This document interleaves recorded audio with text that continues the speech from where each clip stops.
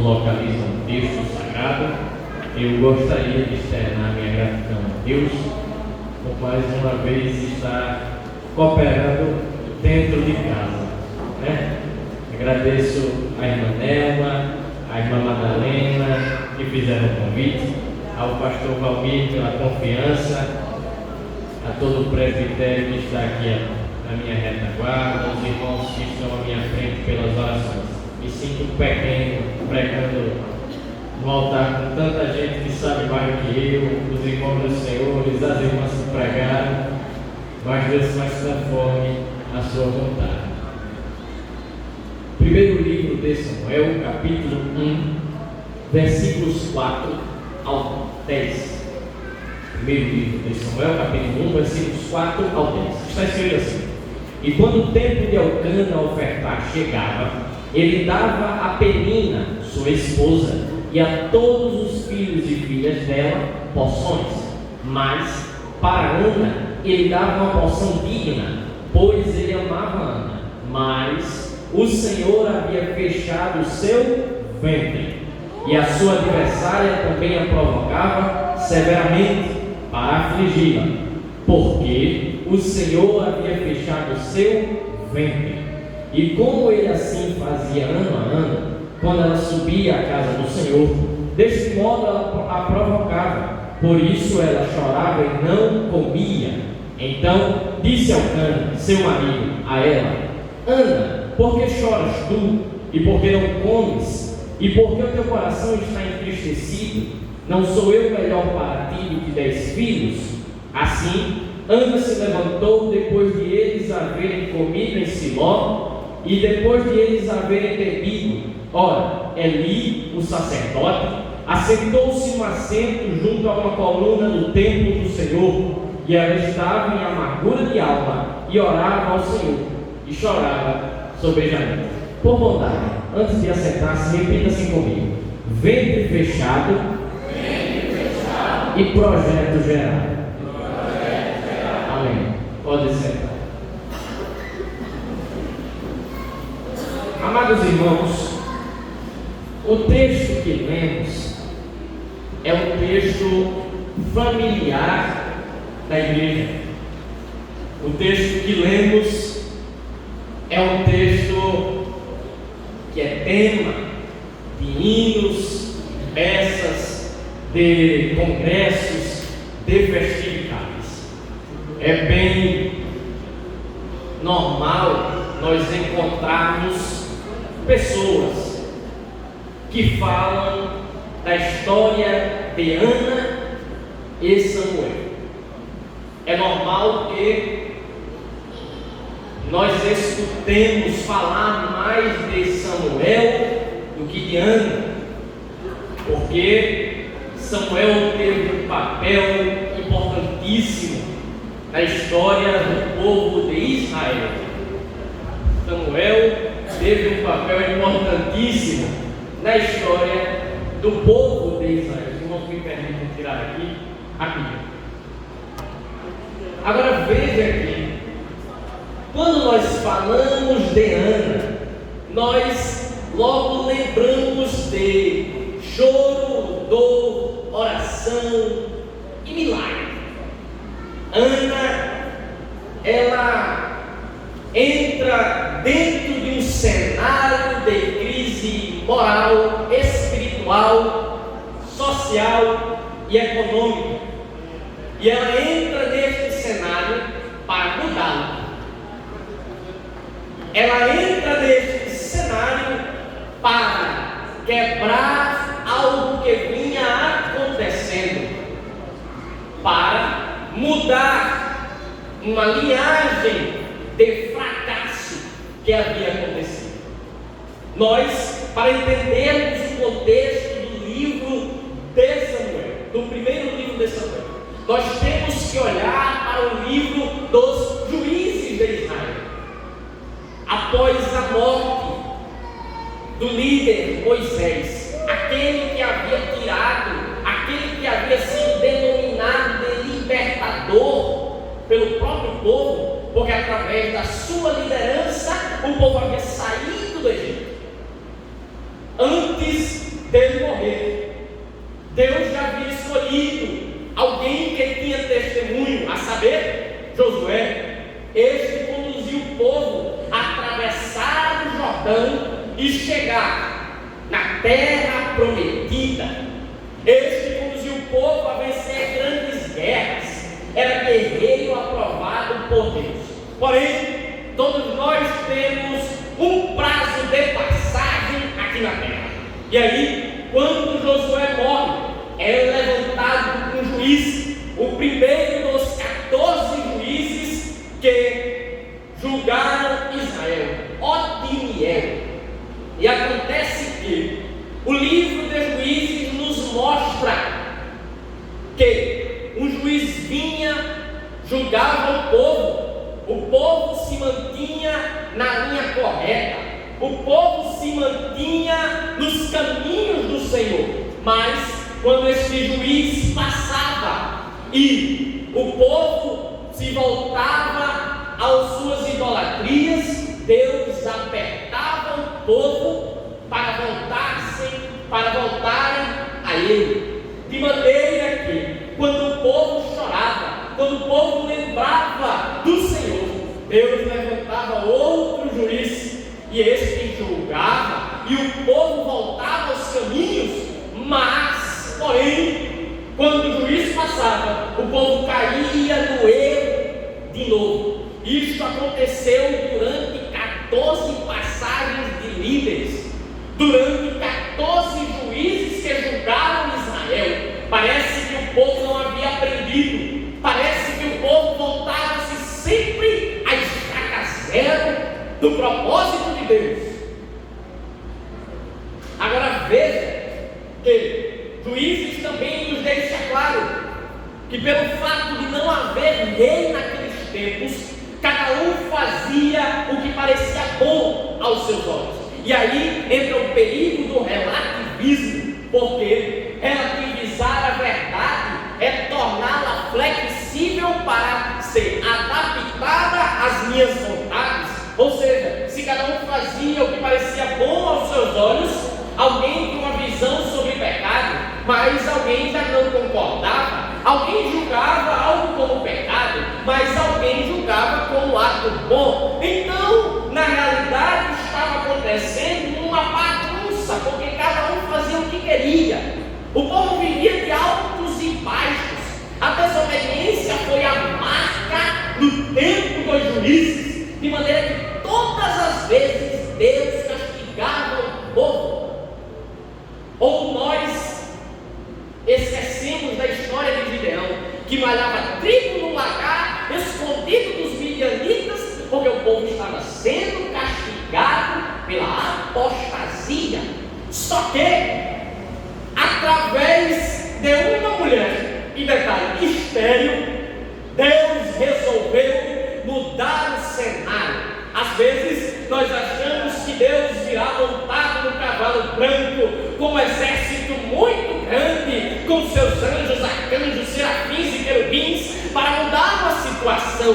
Mas Deus gosta de utilizar-se de quem é pequeno. Deus gosta de levantar quem não é. Deus gosta de usar quem é improvável. E aí Deus começa a trabalhar na história através de uma mulher. Os judeus tinham muito a questão de desprezar as mulheres, mas Deus resolveu mudar o cenário através, irmã, da vida de uma mulher. Não ache que Deus só levanta homens, não ache que Deus só levanta quem tem dinheiro, não ache que Deus só levanta quem tem poder. Deus levanta também quem é improvável.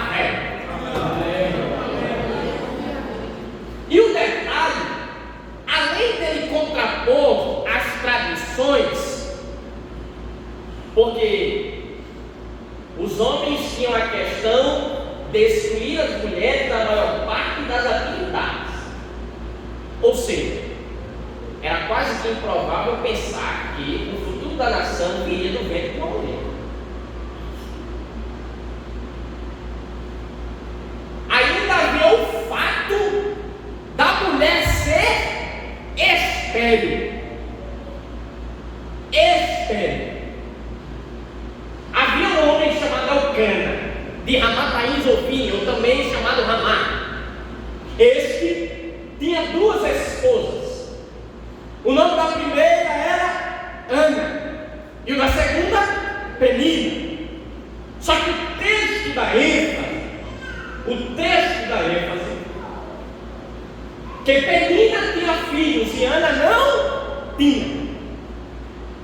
Ou seja, quando acontecia isso, da mulher não gerar, não ter filhos, o homem tomava outra mulher, casava-se com ela para que a sua descendência fosse continuada, para que a sua semente não se encerrasse e este voltava. Penina podia gerar, mas Ana não. Então o homem Elcana tomou Penina para que a sua descendência fosse continuada. Agora veja que interessante. O texto diz que Ana não podia ter filhos, ou seja, não poder ter filhos é esterilidade. Ana era estéril. Esterilidade é a impossibilidade de gerar filhos. Às vezes nós falamos que é impossibilidade de ter, não, é impossibilidade de gerar filhos, porque geralmente quem não tem, adota um e torna-se seu. Mas quem é estéril não pode gerar. Gerar é sair de dentro da pessoa. Ou seja, Ana não podia gerar, porque o Senhor havia fechado a sua mão. E é interessante nós atentarmos para o fato da diferença entre esterilidade e infertilidade. Esterilidade é uma causa permanente e não curável. Infertilidade é uma causa reversível e que pode ser tratada. Mas o caso de Ana era impossível às mãos humanas resolver. Ela era estéril, não podia gerar de si, não podia dizer: eu gerei, este menino saiu do meu ventre. O problema de Ana era não poder gerar. Quando há esses problemas no mundo atual, que a mulher não pode gerar, hoje com a modernidade, a família recorre à famosa barriga de aluguel. Acontece a inseminação artificial em outra mulher. Ela tem o filho, porém ele é devolvido à família que providenciou a inseminação. Ou seja, a esposa do rapaz que fez isso não gerou, o filho não saiu dela. Ana era estéril, era impossível ter filhos, e ser estéril naqueles tempos era sinônimo de vergonha, porque a mulher era medida, a honra dela e a do marido era medido pelo tamanho da família. Quem tinha muito filho, esse era abençoado, esse era bem-aventurado, mas quem não tinha nada, caiu alguma maldição aí, caiu algum pecado aí. E às vezes nós somos impossibilitados de gerar, não por motivo de saúde, mas o motivo de Ana não gerar era porque Deus havia fechado a sua mão. Deus havia fechado a madre de Ana. Agora, fica difícil às vezes compreendermos o porquê de Deus ter feito isso. O texto dá ênfase 2 vezes que o Senhor fechou o seu ventre. E às vezes Deus fecha os nossos ventres para que propósitos maiores sejam gerados posteriormente. O ventre de Ana havia sido fechado pelo próprio Deus, mas Deus não faz nada à toa. Deus é Deus de propósito, Deus não é Deus de acaso. Deus não fecha a madre à toa, Ele tem propósitos maiores, Ele tem objetivos maiores. Nós olhamos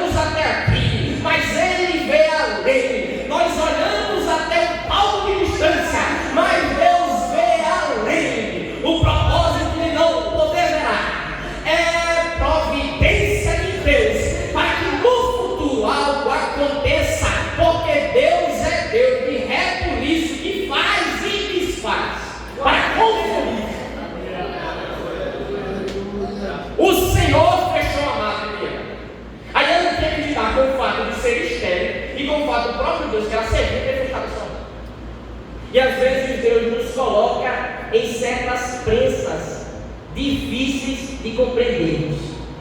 Deus às vezes nos coloca em lugares difíceis de estarmos. Deus às vezes nos faz passar por desertos difíceis de serem compreendidos. Mas Deus é Deus de propósito. Deus é Deus de projeto. Deus é Deus de providência. O próprio Deus impediu que Ana gerasse. Mas Deus sempre tem um caminho no meio da tempestade e da tormenta. Diz Naum, capítulo 1, versículo 3. Deus tem o seu caminho na tormenta e na tempestade. O tempo de gerar vai chegar. O tempo de gerar vai chegar. O Deus que fechou é o Deus que abre. Então não tem para que preocupação. Se Ele fechou, Ele vai se responsabilizar. Não se preocupe com a porta fechada. O Deus que fecha a porta é o que abre janela. O Deus que fecha ventre é o que abre margem para projetos ser gerado. Dentro de ventres fechados, os projetos divinos não podem ser impedidos de serem gerados. A mulher vai ter que gerar.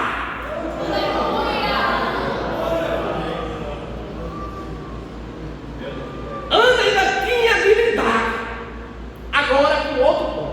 Ela tinha de lidar com o fato de ser estéril, com o fato de Deus ter fechado a sua madre, e agora ainda aparece uma terceira pessoa do céu, de nome Penina. E esta Penina aqui fazia questão de irritar Ana todos os anos que eles subiam a Siló para oferecer sacrifício. Todos os anos, quando subiam ao culto, Penina aparecia para irritar. E às vezes nosso culto é atrapalhado por certas peninas. Às vezes alguém quer nos impedir de oferecer sacrifício. Às vezes alguém faz zombaria da nossa dor. Penina, o texto diz que ela irritava, ela provocava severamente. Era uma insistência sem fim. Ana, eu posso gerar, tu não pode. Ana, os filhos de Elcana são meus, não são teus. Ana, a descendência de Elcana saiu do meu ventre, não do teu. Ana, tu estás no cenário da impossibilidade. Mas Lucas 1,37 diz que para Deus nada é impossível. O Deus do impossível resolveu entrar na história. E quando o Deus do impossível entra na história, o que é impossível se torna possível. Quem não é, começa a ser. Quem não tem, passa a ter. Porque Deus, Ele faz rebuliço em cenário. Às vezes nós não compreendemos o porquê do ventre ter sido fechado. Mas Deus tem propósito maior. O texto diz que Ana sofria com a provocação e com o desprezo de Penina. Agora, olhe para Penina. Nós falamos de Ana, agora olhe para Penina. Penina gerava sim ou não? Sim. Penina era abençoada sim ou não? Sim. Quem tinha muitos filhos era abençoada. Mas Penina fazia da bênção motivo para zombar de alguém. Isso é perigo.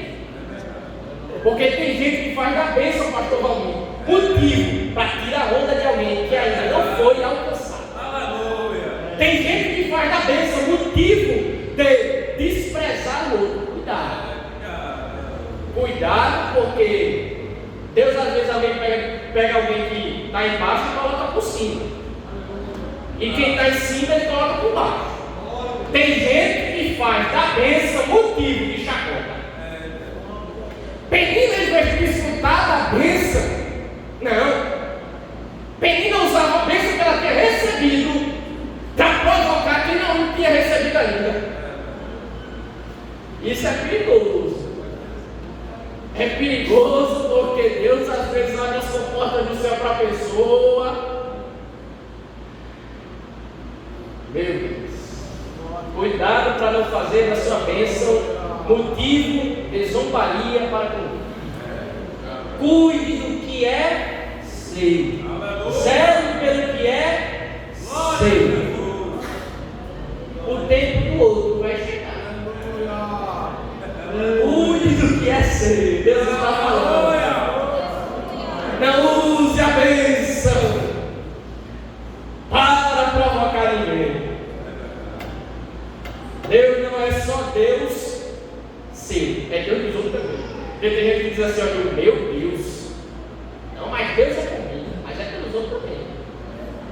Deus não faz acepção de ninguém. A regra que Deus mede é reta. É todo mundo igual. Ele abençoa quem quer, levanta quem quer, abate quem quer, exalta quem quer. Aleluia! Deus é Deus! Deus é Deus! Aí olha o que Ana fazia. Ana chorava. Ana chorava e não comia. Repita comigo: comia. Ana chorava e não comia. Aí Elcana chegou até Ana e disse assim: Ana, todo ano acontece essa mesma coisa. Penina te provoca, Penina tira onda de tu, Penina faz o que quer com tu, e tu fica chorando. Diz assim: Ana, por que tu chora tanto? Ana, por que tu está tão triste? Eu não sou melhor para tudo que 10 filhos, Ana. Só que Elcana não entendia a dor de Ana. O marido ela já tinha, só que ela agora queria o filho. Porque Deus, quando faz obra, ele faz completa. Aquele que começou a boa obra, aperfeiçoará. Deus, quando faz a obra, ele faz completa. Aí o que era que ela fazia? Chorava. Quando nós falamos de choro, nós lembramos de tristeza. E de fato é. O choro, primeiramente, nos lembra tristeza. Quando a gente chega para alguém e diz: olha, fulano está chorando, fulano vai pensar o quê? Está triste. Aconteceu alguma coisa. Só que o que nós às vezes esquecemos é que choro também é sinal de vida. Porque quem chora está vivo. Já viu quando a mulher grávida está perto de ter um menino, chega no dia e o pai vai acompanhar? Às vezes fica fora da sala de cirurgia. Aí o menino sai da barriga e o pai apreensivo para escutar o choro. Aí quando o menino chora, ele diz: olha, nasceu, deu certo, o projeto nasceu, deu certo. Pensaram que ia dar errado, mas deu certo, tem vida, o menino está vivo. Vai lá ver meu filho. Choro também é sinal de vida. Ana entendeu isso e disse: oxe, eu estou viva, vou ficar aqui nada, eu vou para o templo chorar. Eu estou viva, se tem choro, tem sinal de vida. E se tem vida, ainda há esperança. Se tem vida, tem esperança. Choro não é só motivo de tristeza. Choro é motivo de dizer: tem vida aí, mulher. Olha, tem vida aí, mulher. O menino está chorando, tem vida aí. É que nós bendito seja Deus. Choro é sinal de vida. Quem chora está vivo. E quem está vivo chora e tem problema, vai aos pés dele. Temperar a oração com sal da lágrima. É, querida raça. Meu Deus.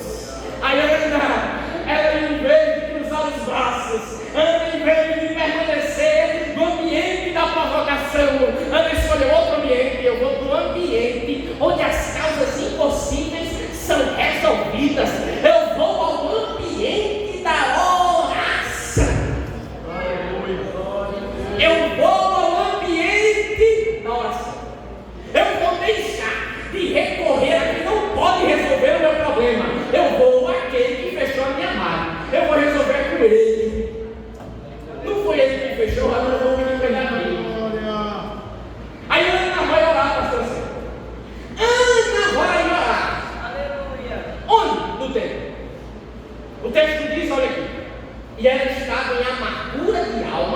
e orava ao Senhor e chorava sobejamente, ou demasiadamente, de maneira a soluçar, de maneira que o texto diz que o sacerdote não podia escutar as suas palavras, de maneira que o texto diz que nem voz se ouvia de Ana, que ela apenas batia os lábios, balbuciava e chorava diante do Senhor. Às vezes nós precisamos chorar ao Senhor. Ana encontrou o caminho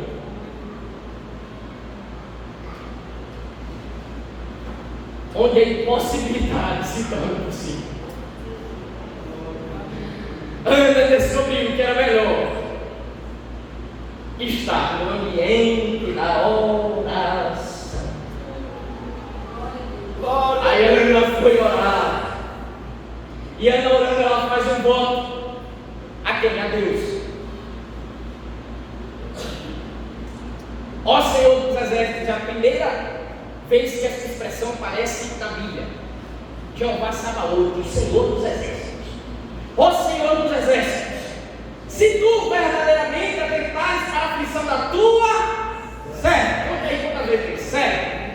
E de mim te lembrares e não te esquecer da tua serva, 2 vezes. Mas desejares conceder a tua serva, um menino, 3 vezes. Então eu darei ao Senhor todos os dias da sua vida, e nenhuma navalha ficará sobre a sua cabeça. Ana se coloca no lugar da servidão. Porque às vezes tem gente que vai pedir a Deus ordenando a ele. Mas Ana entendia que ela era serva. Senhor, olha, se o Senhor quiser, se o Senhor chegasse aos meus olhos, se o Senhor quiser dar a sua serva um filho, este filho, Senhor, eu quero que ele seja menino, ele vai ser nazireu de Deus, ele vai ser consagrado, separado, exclusivo para a tua obra. Ana não pediu para si, não, ela pediu para Deus.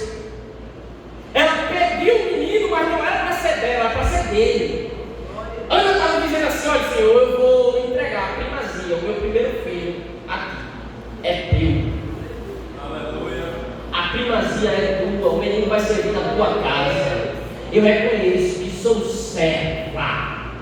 Eu reconheço que sou serva. E Deus se agrada de quem reconhece a servidão. Deus se agrada de quem reconhece apenas servo. Senhor, eu sou servo. Olha para mim. Atende o meu pedido. Atende a minha oração. Aleluia. Nós precisamos nos humilhar diante de Deus. Precisamos deixar de querer dar ordens a Deus. Precisamos deixar de decretar algo que Deus não decretou. Precisamos deixar de dizer algo que Deus não disse. E precisamos entrar pela porta da oração, pela porta da humilhação. Ana já era humilhada perante os homens, agora foi se humilhar perante Deus. Só que diferente do homem, Deus tinha remédio para a vida dela. Diferente do homem, Deus tinha providência para Ana. O homem não podia nada, o médico não podia entrar com bisturi, fazer uma gambiarra e ela voltar a gerar, não.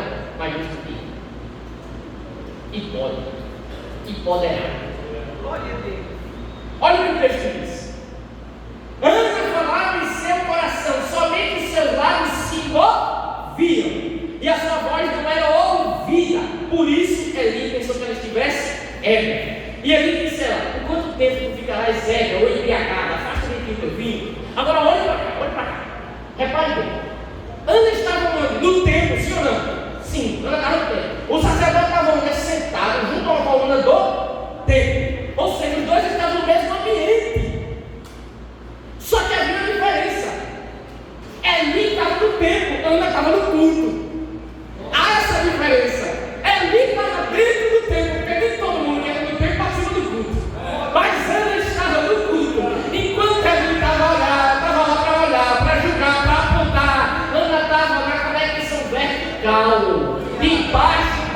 cima. Ana participava do culto. Enquanto ele olhava a roupa da irmã, olhava o problema do irmão, enquanto ele olhava o sapato furado do irmão, enquanto ele olhava para baixo, dizendo isso aqui está errado, isso aqui está assim, Ana disse: eu vou participar do culto, porque quem cultua quer resposta e Deus é quem responde. Eu vou entrar no culto. Vou entrar no culto. Aí no culto tem louvor, adoração. No culto tem exaltação. Não, no culto não tem bagunça. No culto não tem gente com a cara feia. No culto o povo da lei é quebrado, porque quem reina é a graça. Eu vou culto a culto. No culto, os dogmas, as leis, a tradição é quebrada, a ética parece que some, o povo pula na presença de Deus, o povo abre a boca. Tem igreja aí, ninguém pode abrir a boca, mas a Assembleia de Deus, o povo da glória, o povo da aleluia. Enquanto sobe glória, aleluia daqui, desce de lá a providência do céu. Enquanto sobe a adoração daqui, desce do céu. Desce providência.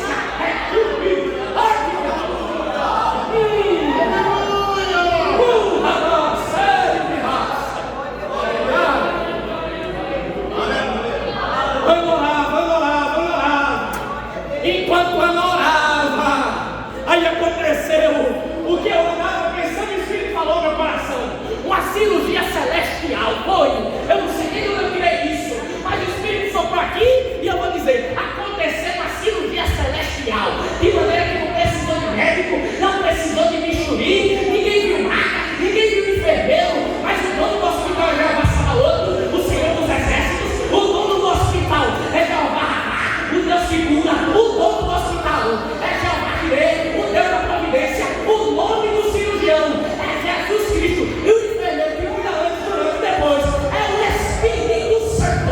Enquanto orava, a cirurgia celestial desceu do céu, fazendo providência, mudando o número, mudando o horário, vai gerar.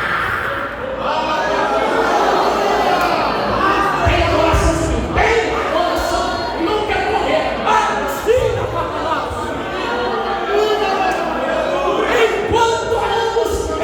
adoramos, Jeová está operando cirurgias invisíveis aqui agora.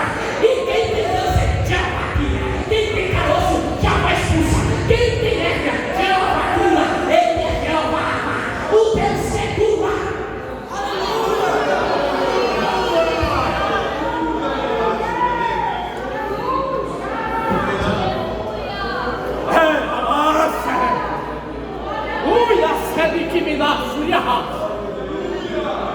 Jeová Rapá, guarda este nome, é o Deus que cura.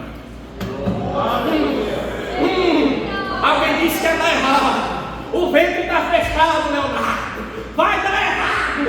O útero não gera, não chega lá no ovário, mas Jeová disse: vai gerar. Quando ele fala, faça alguém voltar para lá para trás. Vai gerar.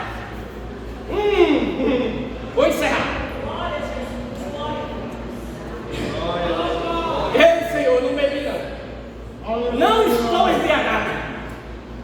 O que acontece é que eu estou apresentando diante de Deus uma petição.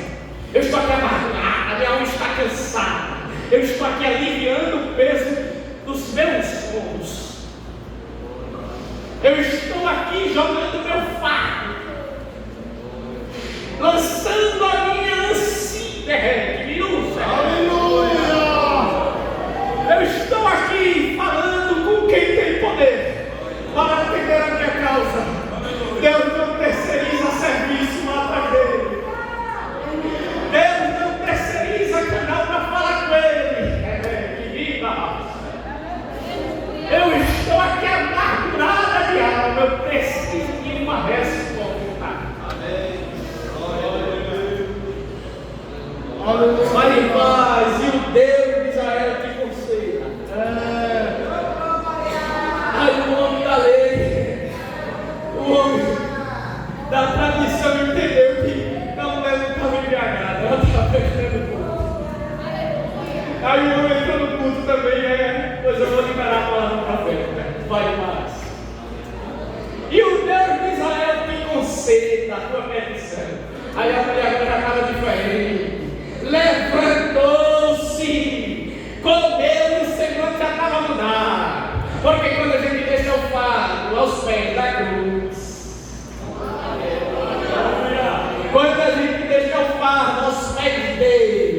Ele alivia a cansada. Quantas vezes precisamos chorar na oração?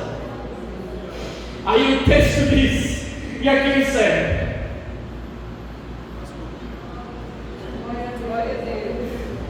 que eles levantaram-se cedo pela manhã e adoraram diante do Senhor. Voltaram, chegaram em Ramá, e ao canto das semanas, sua esposa, o Senhor falou comigo. Lembrou dela. O fato de Deus ter lembrado não significa que ele esqueceu.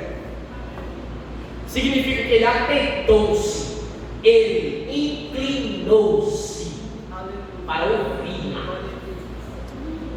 Deus está se inclinando hoje para ouvir a tua oração. Ninguém vê seu vídeo, não está no texto. Deus está se inclinando. Deus lembrou de tu hoje.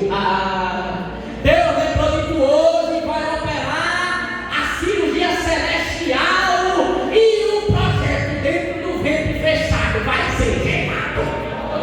Dentro do ventre fechado, dentro do cenário da impossibilidade, vai ser gerado.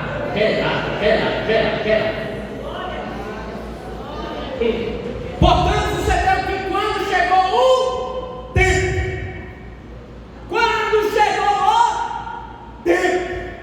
porque às vezes nós queremos apressar, que nem Abraão fez. O Senhor tinha feito a promessa a Abraão: olha, eu vou te dar um filho, só que ele quis apressar. Aí Sara deu H para ele, nasceu Ismael, bagunçou tudo, causa confusão, o menino brincava, aí já teve que ir embora e ficou um povo dividido. Tenha calma, o tempo vai chegar. Tenha calma, o tempo vai chegar. Deus não trabalha como a gente quer. Deu a luz um filho e chamou o seu nome, diga comigo, Samuel. Porque ela dizia, porque eu pedi ao Senhor. Só que Samuel não significa porque eu pedi ao Senhor. Não, Samuel significa Deus ouvir. Agora imagine o intervalo entre a oração de Ana e o tempo dela ter concebido. Imagine como se sentia Penina, porque a mulher que era estéril, agora com um mês e meio, para vir para Salomão, estava enjoando. Aí acho que Penina, Ana, tu está doente, vai no médico também. Não, é o projeto da vida aí. Aí, com outro tempo, os pés começaram a ficar inchados. Ana, tu tá doente, vai ao médico, Ana. Mas se você está com o médico fulano e tal, minha amiga disse que ele é tão bom. Não, Penina, não se preocupa não. É o ventre que foi aberto e o projeto está vindo aí, Penina. Descansa. Ana, com a barriga crescendo, você não é barriga d'água não. Não, Penina, descansa. É o projeto que está vindo. Aí toda vez que ela chamava o menino dentro de casa, eu imagino, deixa eu fazer um projeto aqui. Eu imagino toda vez que ela chamava o menino Samuel, que Penina escutava, ela lembrava, Deus ouviu a oração. Deus ouviu a oração de Samuel. Samuel, vem cá, menino. E Penina lá mordida do outro lado. Deus ouviu a oração dela. Meu Deus. Aí chegou o tempo de voltar. E voltar a Siló para oferecer. Aí Elcana diz: olha, vamos embora, vamos subir para Siló. Ana diz: vou não. Por quê? Porque o menino tem que ser amamentado. O menino tem que receber leite materno para crescer. Porque às vezes tem gente que quer apresentar o projeto antes da conclusão. Tem gente que quer apresentar a bênção apressadamente. Olha, Deus me deu, Deus me deu. Não, esconda um pouquinho. Vá dando leite ao menino, amamente o menino. Quando chegar o tempo certo, você leva ele a nossa certa. E por último, Deus encerra de uma maneira que Penina jamais imaginava. A mulher que chorava e balbuciava, agora ri.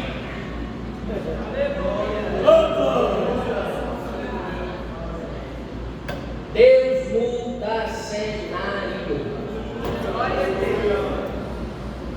Dentro dos ventres fechados, os projetos serão gerados. Dentro do cenário